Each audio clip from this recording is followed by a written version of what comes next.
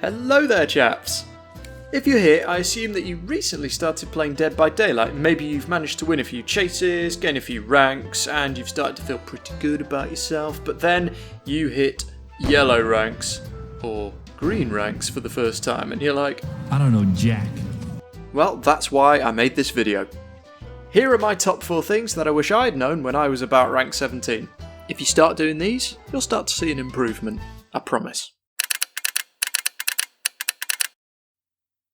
Alright, straight out of the gate. First thing I want you to do is to get into the habit of moving the camera around you. All the time. In Dead by Daylight, information is your absolute best friend. The more you know about what the killer is doing, the better you can react to it.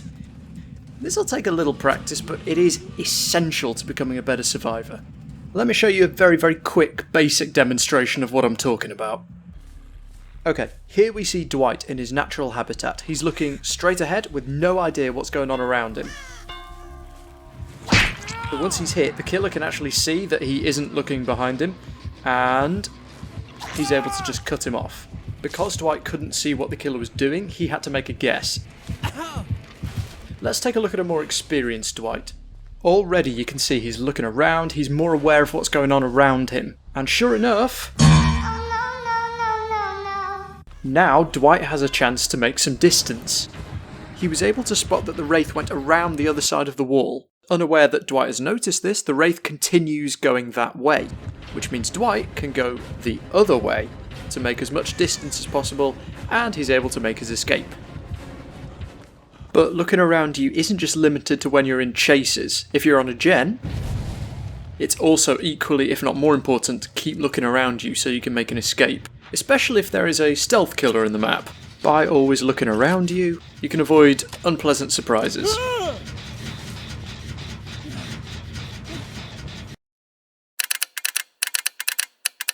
Alright, let's look at this like a driving test. As we walk through this area, start to build a mental map in your mind. Boom, there's a pallet.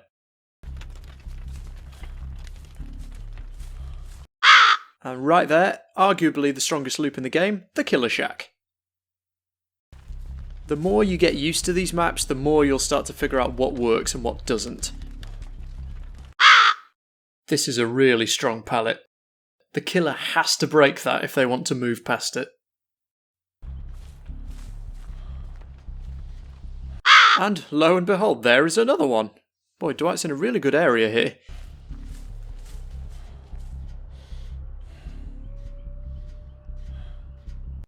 And what's even better, if he has to, he can make a run to the strongest loop in the game. I'll say it again. Information. Experienced survivors run with a plan, newer survivors run in a panic.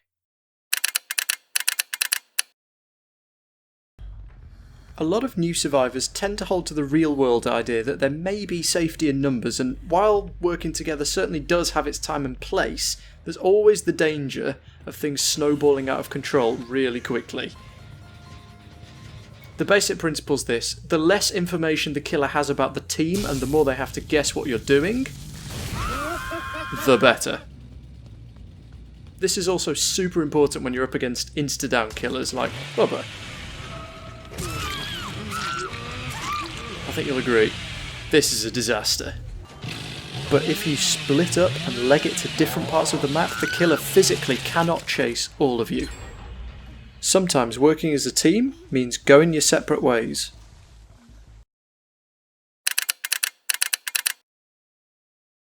Okay, our final principle is by far the biggest cause of new survivor deaths, and that is this: if you're not busy, you are wasting time. Please, for the love of Dwight, stay busy. I know it's frightening at first, but DBD is a time-sensitive game, and the longer you wait to do things, the less chance you all have to escape. Get those gens repaired. Unhook those survivors. And if nothing else, keep the killer's attention focused on you. This way, your teammates have the chance to stay busy.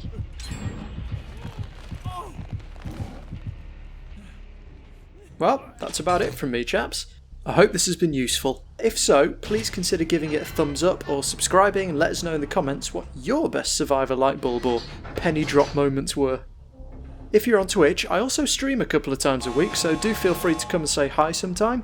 My schedule is a little bit random, so make sure you keep notifications on. I'll drop that link in the description below. Good luck, and just keep swimming.